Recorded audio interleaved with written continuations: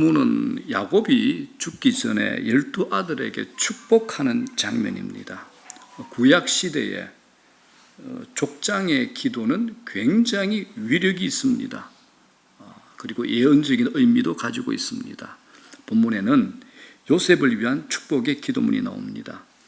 아들 요셉을 향해서 축복하는 아버지 야곱의 기도를 보게 되면 야곱이 다른 11아들을 축복하는 기도와 다른 점이 있다는 것을 보게 됩니다. 특이하건 야곱이 자기 아들 요셉을 축복할 때 자신의 이름을 삽입하고 있다는 겁니다. 24절 한번 볼게요. 24절. 이런 말씀이 나오죠. 야곱의 전능자, 이스라엘의 반성인 목자의 손을 힘입음이라 라고서 자기의 이름을 거론을 합니다. 야곱이 다른 아들을 축복할 때는 자신의 이름을 넣지 않습니다. 그런데 아들 요셉에게 축복할 때에는 자신의 이름을 넣어가지고 축복하고 있는 겁니다. 그건 아버지 야곱의 삶과 아들 요셉의 삶이 연결되어 있음을 알 수 있다는 겁니다. 자, 우리가 먼저 이 아버지 야곱의 인생을 한번 들여다봅시다. 그래야 아들 요셉에 대한 축복, 이걸 이해할 수 있기 때문입니다. 야곱과 그의 형인 에스를 한번 비교해 봅시다. 한 배에서 태어났는데 그렇게 다를 수 없습니다. 형 에서와 동생 야곱은 완전히 다르죠. 생김새도 다르고 삶에 대한 태도도 크게 다릅니다. 둘은 장자권을 두고 첨예하게 대조를 이룹니다. 야곱은 장자권에 대한 아버지 이삭의 축복권을 얻어내기 위해서 형 에서로 분장을 하죠. 아버지를 속인 후에 축복 기도를 받아냅니다. 야곱은 축복에 대해서는 강력한 열망을 가지고 있었습니다. 그런데 형 에서는 어떻습니까? 배고프다고 팥죽 한 그릇에 장자권을 팔아버립니다. 축복을 우습게 여기죠. 이 에서는 미래를 보지 않습니다. 미래에 대해서 별로 관심이 없습니다. 현대인의 모습을 잘 보여주는 전형적인 모습이라고 할 수 있습니다. 에서의 삶은 철저히 육적인 삶이 됩니다. 그런데 이 야곱은 현재보다 미래에 더 관심이 많았습니다. 그런데 이 야곱이 미래에 관심이 있는 것 자체는 좋은데 축복을 받고자 하는 방법은 잘못됐습니다. 그럼에도 불구하고 중요한 것, 야곱은 하나님의 축복이 귀중하다라는 것을 알았다라는 겁니다. 이거 굉장히 중요합니다. 야곱이 12아들 중에서 유다와 요셉에게 가장 풍성한 큰 축복을 내립니다. 분량면에서 제일 많죠. 자, 먼저 유다에 대한 축복을 한번 볼게요. 49장 8절입니다. 다 같이 한번 읽어볼게요. 시작. 유다야, 너는 네 형제의 찬송이 될지라. 네 손이 네 원수의 목을 잡을 것이요 네 아버지의 아들들이 네 앞에 제라리로다. 이게 무슨 말이냐면 유다의 혈통을 타고 이 땅에 오신 예수 그리스도께서 사단의 세력을 완전히 물리치신다는 겁니다. 궁극적으로 예수 그리스도께서 하늘과 땅의 모든 권세를 가지고 온 세상을 통치한다는 것을 예언하고 있는 겁니다. 자, 10절. 더 사실적입니다. 시작. 규가 유다를 떠나지 아니하며 통치자의 지팡이가 그 발 사이에서 떠나지 아니하기를 실로가 오시기까지 이르리니 그에게 모든 백성이 복종하리로다. 이 규가 뭐냐? 그러면 임금의 지휘봉입니다. 그죠? 고대사의 임금이 손에 쥐고 있는 지휘봉이죠. 지휘봉. 이것도 메시아에 대한 예언입니다. 구원자가 유다의 후손에서 날 것이라는 구원의 축복입니다. 유다 지파에게 굉장히 큰 축복을 빌어주고 있습니다. 그대로 성취됩니다. 그런데 요셉도 유다 이상으로 큰 축복을 받습니다. 유다가 받은 축복이 구원의 축복이라면 요셉이 받은 축복은 구원 이후에 받는 축복으로 구분할 수 있습니다. 구원 이후에 우리에게 주어지는 축복들이 어떤 것인가를 알려면 요셉에게 주신 축복의 약속들을 보면서 우리에게 적용할 수 있습니다. 우리가 붙잡을 수 있습니다. 자, 22절 제가 참 좋아하는 말씀입니다. 시작. 요셉은 무성한 가지 곧 샘 곁에 무성한 가지라 그 가지가 담을 넘었도다. 이게 별로 실감이 안 나죠. 이게 무슨 축복이야. 별로 실감이 안 나죠. 제가 풀어볼게요. 요셉이 받은 복이 어떤 복입니까? 샘 곁에 무성한 가지가 되는 복입니다. 자, 이 땅에 팔레스타인 지역에는 가뭄이 오면 웬만한 나무들은 다 말라 죽어버립니다. 그런데 어떤 나무만, 샘 곁에 있는 나무만 견딜 수 있습니다. 평소에는 별 차이 없습니다. 그런데 가뭄이 오면 금방 다 드러납니다. 비가 오면 모든 곳에 물이 차 흐르죠. 넘쳐 흐릅니다. 아프리카에도 비가 오잖아요. 홍수가 날 정도로 비가 옵니다. 그런데 나중에 결정적인 순간이 오면 다 말라버리고 샘 곁에 있는 나무만 살아남게 됩니다. 그래서 어디 있어야 될까요? 샘 곁에 있어야 됩니다. 샘 곁에 있어야 됩니다. 우리 삶도 마찬가지입니다. 광야와 같은 삶인데 평소에는 큰 차이 없습니다. 그런데 결정적인 어려움이 오게 되면 내가 어디에 있는가, 이것으로 내 삶이 결정이 됩니다. 삶의 기준이 어디에 있어야 됩니까? 샘 곁에 있어야 됩니다. 샘 곁에. 우리가 보통 무언가 잘 되면 마음을 놓잖아요. 아, 이제 되는가 보다 라고 생각하며 아무 곳에나 다 따라갑니다. 다 따라갑니다. 그런데 세상을 보십시오. 잘 되는 것처럼 보이다가 갑자기 모든 상황이 확 뒤집어집니다. 비가 내릴 때는 신나게 비가 많이 오는데 비가 멎게 되면 비가 어디로 갔는지 알 수 없을 만큼 바뀌는 것처럼 세상이 그렇게 변화무쌍합니다. 요동치고 불안정하죠. 그러므로 여러분 속지 말아야 됩니다. 지금 잘 된다고 계속 잘 될 줄 알고 있으면 망합니다. 안 됩니다.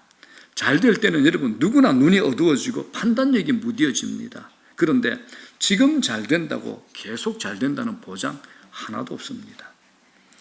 우리들이 창세기에 요셉의 인생 많이 알고 있습니다.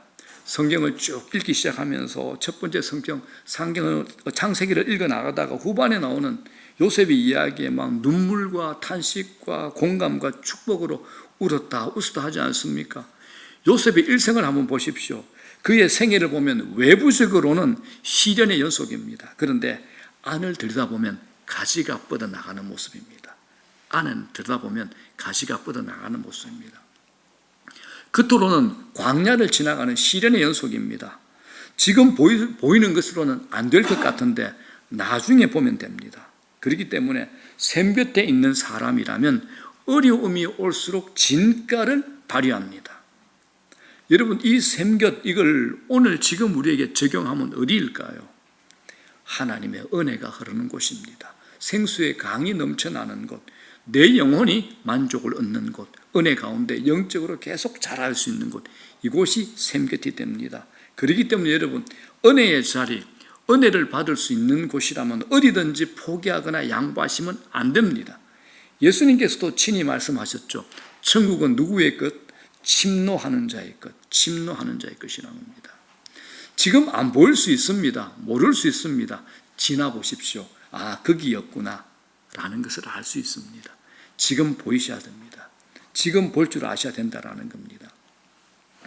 요셉의 외적인 인생은 굉장히 척박했지만 영혼은 하나님 은혜 속에서 머물고 있었기 때문에 시련과 고난을 통과하면서도 전혀 상처 입지 않고 한맺히지 않고 과거에 자신을 힘들게 했던 사람들을 품고 용서할 수 있었다라는 겁니다. 그렇게 할 수 있었던 힘이 어디서 나왔습니까? 정답이죠. 샘 곁에 있었기 때문에 그렇습니다. 샘 곁입니다. 우리도 삶 가운데 어떤 경우라도 샘 곁을 고수하셔야 됩니다. 우리가 사는 세상 광야입니다. 광야잖아요. 언제 어디서 모래바람이 불어올지 우리를 덮칠지 다 모릅니다. 이 세상 고약합니다. 냉혹합니다. 그러나 샘 곁은 지속적인 축복이 있는 곳입니다. 샘이라는 곳은 계속 솟아나는 곳이잖아요. 다른 곳은 다 마르더라도 샘은 땅 속에서 흘러 올라옵니다. 그래서 우리 영혼이 날마다 은혜 안에 잠기게 되는 겁니다. 자, 여러분, 우리 주위에 또 우리 가운데 불안정한 삶을 살아가는 사람들이 굉장히 많습니다. 그러므로 다른 곳에 굴곡이 좀 있다 하더라도 영적인 삶에 굴곡이 있으면 안 됩니다. 다른 곳에서 굴곡이 있을 수 있고 많은 일들이 일어나지만 내 영혼이 은혜의 샘 곁에 머물러 있다면 그곳을 붙잡고 사수하십시오. 가지는 뻗어가고 있습니다. 자, 성경으로 제가 한번 확인해 볼게요. 23절을 보게 되면 기가 막히게 야, 이렇게 되는구나라고 우리가 사실적으로 알 수 있습니다. 23절. 자, 시작. 활 쏘는 자가 그를 학대하며 적개심을 가지고 그를 쏘았으나 이게 무슨 말인가 모르겠죠. 갑자기 활 쏘는 자가 왜 나오고 적개심을 가지고 쏘았다 이게 왜 나오지? 자, 제가 풀어드리겠습니다. 요셉은 주변 사람들로부터 심한 학대를 받았습니다. 제일 먼저 형들. 요즘 말로 하면 제가 볼 때는 소시오패스예요. 형들이 보면 자기 성공을 위해서 수단과 방법을 가리지 않고 나쁜 짓을 저지르고 거기에 대해서 전혀 양심 가책을 느끼지 않는 사람, 형들이 이런 기질을 갖고 있는 것 같아요. 우리 주위에 이런 사람 없나요? 저는 경험했습니다. 직장에서도 많이 경험했습니다. 자신의 성공을 위해서, 자신의 출세를 위해서 수단과 방법 가리지 않고 나쁜 짓 다 저지르는데 전혀 양심 가책 못 느끼는 사람들 주위에 있잖아요. 그죠? 세상 사람들 가운데 자주 보잖아요. 흔하게 보잖아요. 그런데 요셉은 자기 형들이 소시오패스입니다. 또 있죠. 형들 가운데 사이코패스도 있습니다. 정신병든사, 정신질환자 있습니다. 왜냐하면 아버지로부터 동생이 사랑을 많이 받는다고 핏줄인 동생을 죽인다. 이건 사이코패스죠. 이 형들입니다. 또 있습니다. 자기를 유혹한 보디발의 아내, 성중독자 아니겠습니까? 애굽의 2인자 부인이 자기 집에 젊은 종을 성적으로 유혹하는 것, 이거는 성중독증이죠. 또 있습니다. 감옥에서 꿈 해석 잘해줬는데 술 맡은 관원장이 그 꿈 해석을 통해서 자기 마음에 위안을 넣고 내가 밖에 나가면 꼭 너 풀어날 수 있도록 해주겠는데 나가자마자 다 잊어버립니다. 이건 아주 장기적인 망각증에 걸린 사람이죠. 이런 사람들 다 만납니다. 다 경험합니다. 이런 말도 안 되는 상황을 여러 번 당한 사실을 본문을 뭐라 그러냐, 적개심을 가지고 요셉에게 화를 쏘았다라고 이렇게 우리에게 설명을 하는 겁니다. 그런데 이 요셉이 나중에 뭐가 됩니까? 애굽을, 이 세상을 살리는 사람이 되는 겁니다. 강자가 되는 복을 받았습니다. 예수님 믿는 우리 마찬가지입니다. 신자가 믿음을 가질 때 처음부터 모든 것이 풀린다는 보장 여러분 없습니다. 오히려 세상에서 지는 게임을 할 때가 많습니다. 예수님 믿지 않는 사람들과 우리가 경쟁하면 어떻게 될까요? 우리가 지게 돼 있습니다. 질 수밖에 없죠. 신자가 사업할 때 편법 쓸 수 없잖아요. 거짓말 못 하잖아요. 질 수밖에 없습니다. 세상의 구조악과 싸워서 이기기 힘듭니다. 이 세상이 얼마나 힘듭니까? 중상모략이 있죠. 음해가 있습니다. 예수님 믿는다 그러면 아주 우습게 대하는 사람이 있습니다. 노골적으로 우습게 대합니다. 비꼬고 비웃습니다. 신자가 악한 세상 속에서 버텨내는 거 참 어렵습니다. 진짜 제대로 믿음 생활을 할 것 같으면 망할 것 같은 느낌이 들 때도 있습니다. 여러분, 그런데 이게 정상입니다. 이게 정상입니다. 정상적으로 예수님 믿겠다고 하고 세상에 들어가면 어려운 문제들 밀어닥치는 것, 이게 정상입니다. 나는 예수 잘 믿는데 세상에 하나도 안 어려워. 자신의 삶을 좀 돌아보셔야 됩니다. 예수님 믿으면 만사 형통한다라는 말을 잘 이해하셔야 됩니다. 예수님을 믿는다는 것은 어려움이 오는 것이 당연합니다. 시련이 올 때 내가 예수님을 믿는데 왜 이런 일이 닥치나라고 생각하시면 안 되고, 내가 제대로 믿고 있구나, 내가 제대로 가고 있구나라고 생각하셔야 됩니다. 다 같이 아멘. 이게 정상입니다. 이게 예수 믿는 겁니다, 여러분. 자, 그런데 우리 여기서 끝나면 아버지가 누구시지? 당신 아버지가 누구야? 라고 물으면 대답할 게 없잖아요. 그죠? 뭔가 숨은 뭐가 있을 거 아닙니까? 확인합니다. 시련만으로 끝나는 거 아닙니다. 자, 뒤에 23절, 24절 보겠습니다. 시작. 활 쏘는 자가 그를 학대하며 적개심을 가지고 그를 쏘았으나 요셉의 활은 도리어 굳세며 그의 팔은 힘이 있으니 이는 야곱의 적는 자 이스라엘의 반석인 목자의 손을 힘입었습니다. 이렇게 우리에게 약속합니다. 풀이하면 이렇습니다. 활을 쏘며 덤벼드는 대적자들이 적개심을 품고 잔인하게 활 쏘며 너에게 들려든다 할지라도 요셉의 활은, 우리의 활은 그보다 더 튼튼하고 그의 팔에는 힘이 넘쳐난다. 왜냐하면 야곱이 섬기는 전능하신 분의 능력이 그와 함께 하시고 하나님의 손이 그와 함께 하기 때문이다라고 우리에게 얘기하는 겁니다. 역전극이죠. 완전 뒤집기입니다. 이것처럼 신자의 삶에는 반드시 흐름의 반전이 일어납니다. 어느 지점에 이르게 되면 예기치 못한 일들이 우리에게 일어납니다. 이 부분은 우리가 눈여겨봐야 되십니다. 처음에는 요셉을 겨누는 활들이 무수히 날아오고 요셉이 죽을 것 같은데 반전이 일어난다는 겁니다. 도리어 요셉의 활이 굳세어지고 그의 팔에 힘이 있다라는 겁니다. 그 힘은 누구 힘입니까? 요셉 자신의 힘이 아니라 야곱의 전능자요 이스라엘의 반석이신 하나님의 손을 힘입은 겁니다. 이 말씀 아닙니까? 약속이잖아요. 겉으로 보면 요셉이 활을 들고 있는 것 같습니다. 그런데 그 화살에서 매우 강력한 힘이 드러나는데 그 힘은 야곱의 전능자이신 하나님의 손을 힘입은 겁니다. 이게 우리 삶의 비밀이 되는 겁니다. 사람들은 요셉이 들고 있는 활을 봅니다. 믿지 않는 사람들도 우리를 바라본다는 거죠. 그러나 자세히 보면 요셉의 팔 위에 뭐가 있습니까? 다른 팔이 겹쳐져 있습니다. 다른 팔이 겹쳐져 있습니다. 그게 뭘까요? 전능자 하나님의 손입니다. 여기에서 모든 것이 판가름 납니다. 처음에는 세상이 강력하게 보입니다. 직장이든 어디를 가든 세상은 굉장히 화려하고 거대하고 강력해 보입니다. 아무리 봐도 세상에서 신자들은 열세입니다. 세상 사람들의 꾀와 모략을 이길 수가 없습니다. 신자는 역부족입니다. 그러나 여러분 염려하지 마십시오. 나중에는 그 꾀와 방법이 다 바닥나게 돼 있습니다.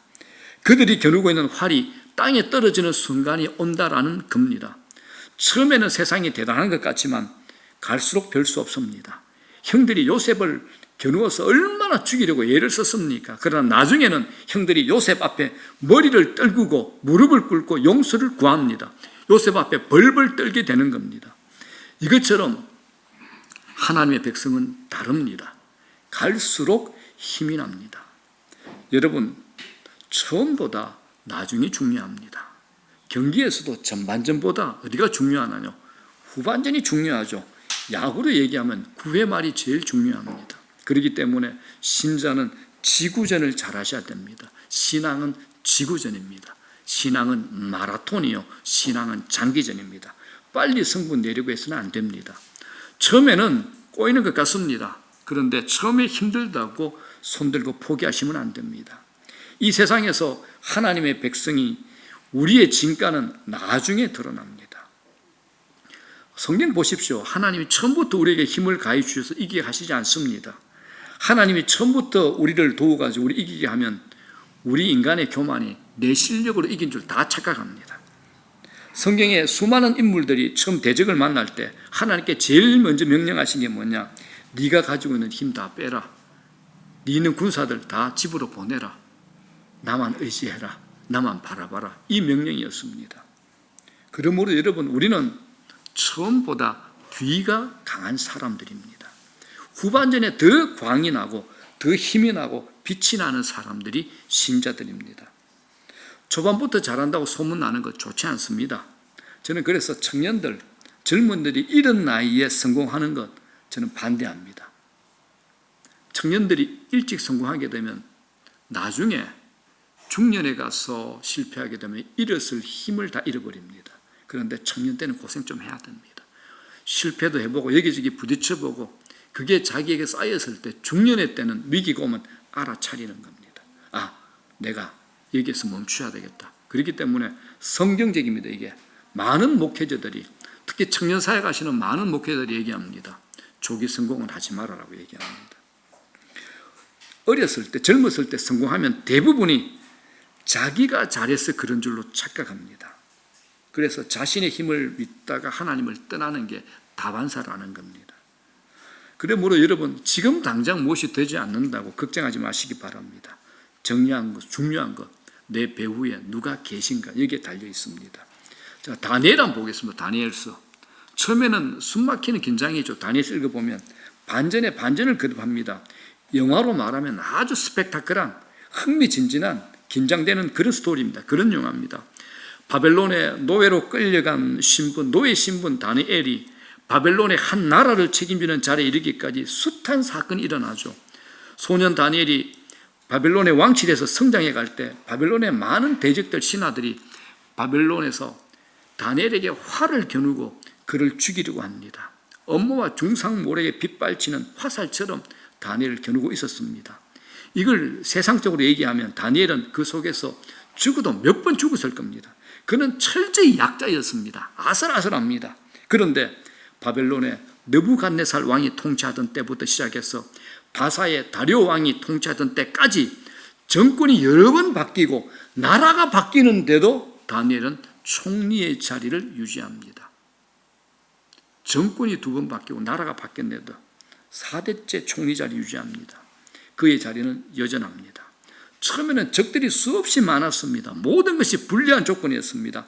외주를 타는 듯이 아슬아슬하죠. 그런데 그를 향해 활을 겨누었던 사람들은 다 사라지고 아무도 그를 해칠 수 없었습니다. 에스더서도 이야기죠. 에스더를 보게 되면 우리가 결과를 다 알고 보니까 마치 재방송을 보는 것처럼 흥미를 잃게 되지만 에스더의 내용을 보면 이게 또 영화를 만들면 기가 막힌 각본이 됩니다. 유대인 모르드게가 죽을 것 같고 대적하는 하만이 이길 것 같습니다. 그러나 이 모르드게가 매달려 죽게 될 장대 위에 대적 하만이 매달려 죽습니다. 아슬아슬하고 숨막히게 만드는 게임이지만 역전이 일어납니다. 우리가 해야 할 일이 무엇입니까? 힘들지만 정직함을 잃지 않고 믿음의 원리를 붙들고 살아가는 겁니다. 어렵다고 자세를 바꾸시면 안 됩니다. 하나님이 도와주시려면 활을 손에 쥐고 있어야 됩니다. 포기하면 안 됩니다. 활을 내려놓으면 하나님이 도와주실 수가 없습니다. 활을 쥐고 있을 때 전능자의 손이 활을 쥐고 있는 우리 손을 붙들어 주십니다. 이 말은 아무리 힘들고 어려워도 자신의 자리, 믿음의 자리를 지키고 있어야 한다는 것을 의미합니다. 자, 25절 한번 보겠습니다. 이 요셉의 축복의 내용들을 보게 되면 어느 하나 버릴 말씀이 없습니다. 자, 25절 시작. 내 아버지의 하나님께로 말미암나니 그가 너를 도우실 것이요 전능자로 말미암나니 그가 네게 복을 주실 것이라. 위로 하늘의 복과 아래로 깊은 샘의 복과 젖 먹이는 복과 태의 복이로다. 아멘. 자, 요셉이 받을 복이 어디서부터 온다라고 기록하고 있습니까? 네 아버지의 하나님께로 말미암나니라고 기록되어 있습니다. 여기서 네 아버지 하나님은 누구를 의미합니까? 아버지 야곱의 하나님입니다. 야곱의 하나님으로부터 복이 올 것이라는 의미가 됩니다. 야곱의 하나님은 어떤 분입니까? 우리가 알다시피 이 야곱은 아무리 봐도 하나님의 사랑을 받을 만한 구석이 없는 사람입니다. 야곱은 야비하죠. 사기성이 아주 농후합니다. 수단과 방법을 가리지 않습니다. 아무리 봐도 축복을 받을 만한 이유가 하나도 없습니다. 그런데 이상하게 하나님은 야곱의 팔을 들어줍니다. 이건 설명하기 어렵습니다. 그래서 우리는 이것을 은혜라고 말합니다. 내일부터 시작되는 한 주간의 가을 특별 새벽 기도에도 은혜에 관해서 말씀을 나누고 은혜를 회복하는 시간을 갖기를 원합니다. 하나님으로부터 받는 모든 것이 실제로 은혜입니다. 우리 인생도 전부 은혜입니다. 우리 인생, 우리 편에서 결정되는 것, 우리 행동에 의해서 결정되는 것 아닙니다. 구원받은 하나님의 백성들에게는 하나님이 손을 들어주시고 우리 편이 되십니다. 우리에게 별일이 다 일어난다 해도 하나님이 결론 내리십니다.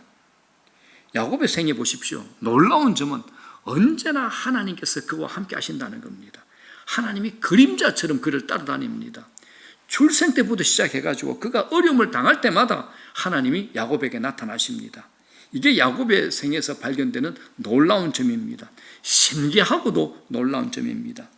야곱의 실력과 행위와 전혀 상관없는 일이 그의 전생에서 일어납니다. 그의 모습과 상관없이 그를 붙잡으시고 사랑하시고 인도하시는 하나님이 야곱의 하나님 되십니다. 세상적으로 보게 되면 우리 주위에 인간적으로 괜찮은 사람들이 많습니다. 예수님 믿지 않는 사람인데 괜찮은 분들, 인격적으로, 성품적으로, 기질적으로 온유하고 따뜻하고 너그러운 분 참 많습니다. 오히려 예수 믿는다 하는데 별로 사귀고 싶지 않은 사람들이 있죠. 그죠? 예수 믿는다는데 아유, 저 사람은 어째 저래 별로 안 사귀고 싶다. 뭐 이런 사람을 만나잖아요. 비인간적인 사람들이 있습니다. 자, 이제 이걸 우리에게 적용해 봅시다. 우리에게 적용. 우리도 하나님 말씀을 벗어난 적이 얼마나 많습니까? 그런데 우리와 같은 야곱을 이스라엘의 목자인, 이스라엘의 반석인 목자의 손을 힘입는다라고 얘기합니다. 여기서 목자가 누굽니까? 자신의 양떼를 포기하지 않는 분입니다. 목자는 자신의 양떼 포기하지 않습니다. 우리도 우리의 실력으로 우리가 여기에 있게 된 것 아닙니다. 전능자 하나님의 손길, 이스라엘의 반석이 되시는 목자의 손길이 우리를 붙잡으셔서 이 자리에 있게 된 겁니다. 우리의 삶을 들여다보십시오. 어떤 때는 내 실수와 상관없이 어려운 일이 닥칠 때 있습니다. 요셉도 그랬잖아요. 잘못한 거 없는데 인생이 꼬일 때도 있고 이해할 수 없는 일들을 겪을 수도 있습니다. 반대로 어떤 사람은 잘난 게 하나도 없는데 인간적으로 약점투성이고 결점도 많은데 이상하게 하는 일마다 잘 되는 사람이 있습니다. 야, 저 친구는 누가 도대체 도와주는 거야? 이렇게 생각하게 되는 경우도 많습니다. 우리의 의지와 노력과는 상관없이 무엇인가 삶에 작용하고 있다는 것을 느낄 때 있습니다. 이게 이제 비밀이죠. 우리가 열심히 살기도 하고 우리의 실력을 동원하기도 하지만 인생은 그것만으로는 살 수 없습니다. 중요한 게 뭘까요? 플러스 알파. 내 실력과 재능과 성실을 넘어선 그 무엇입니다. 신자는 그것이 무엇인지 아는 사람입니다. 그것을 아는 것이 중요합니다. 성경이 이 비밀로 가득 차 있습니다. 야곱이 그의 인생을 통해서 깨달은 게 바로 이겁니다. 전능자, 이스라엘의 반석인 목자의 손, 그게 야곱의 인생 가운데 자신의 실력, 자신의 행위, 자신의 모습과 전혀 상관없이 일어나고 있다는 것을 야곱은 봤던 겁니다. 그래서 야곱이 자기 아들에게 축복한 그 내용 대표적인 그 두 가지가 뭔가? 야곱의 전능자, 내가 경험한 내 하나님 그 전능자. 25절은 뭡니까? 네 아버지의 하나님께로 말미암아 내가 경험했다. 내 아버지, 네 아버지 하나님께로 말미암다니. 이건 야곱 자신의 실수와 연약함에도 불구하고 돌보시는 손길을 말합니다. 오늘 우리에게 적용하면 우리의 연약하고 허약한 모습대로 내버려 두지 않으시는 손길이 야곱의 전능자의 손길이 됩니다. 여러분, 이 말씀 믿어지십니까? 이 말씀 믿어지십니까? 성경에 있는 얘기로 따로 두시면 그거는 이제 여러분들과 상관이 없는 얘기가 됩니다. 이 말씀이 오늘 내게 주신 약속의 말씀이라 내 안에서 풀어지고 내 마음에 새겨진다면 이 말씀을 붙들고 이렇게 살아가는 겁니다. 그럴 때 하나님께서 역사합니다. 신약에 수많은 사건이 일어날 때 예수님께서 확인한 게 있죠. 네 믿음이 너를 구원하였느니라. 절대 그냥 고쳐주신 법이 없습니다. 네 믿음이 너를 구원하였느니라. 이 말씀이 우리 것이 되셔야 됩니다. 내 것이 되어야 되는 겁니다. 우리가 세상 속에서 신앙인으로 살 때 세상에서 어려움 당할 때 많습니다. 악한 자들의 손에 모함당하죠. 손해보고 시련당할 때 많습니다. 간교한 세상 사람들이 하나님 백성들을 얼마나 힘들게 합니까? 두려워하지 마십시오. 그러나 자신의 힘으로 세상을 이기려고 달려들지 않게 되기를 바랍니다. 우리 힘으로 세상 이길 수 없습니다. 야곱도 누구 만납니까? 야곱의 좋은 머리를 굴렸지만 도움을 받으려고 찾아간 외삼촌 라반, 자신보다 고수였습니다. 도움을 받으러 갔는데 그곳은 험난한 적지였습니다. 속이는 데는 야곱 자신이 고수잖아요. 그런데 자기를 속이는, 고수인 자기를 속이는 최정상급 사기꾼 삼촌 라반도 만납니다. 우리는 세상의 사람들과 같이 싸워서는 안 됩니다. 사기꾼과 이겨서 싸우려면 어떻게 될까요? 우리가 사기꾼보다 더 사기꾼이 되어야 이길 수 있습니다. 그렇게 사시겠습니까? 악한 사람과 싸워 이기려면 어떻게 해야 됩니까? 내가 더 악해져야 됩니다. 그래 이길 수 있는 겁니다. 그렇지 않습니까? 그런데 하나님께서 야곱의 손을 들어주시고 외삼촌 라반을 KO 패시켜버립니다. 전능자의 손이 야곱과 함께한 겁니다. 하나님께서 야곱의 편이 되신 겁니다. 그리고 더 이상 설명이 없습니다. 우리 인생이 이런 겁니다. 믿음으로 반응하십시오.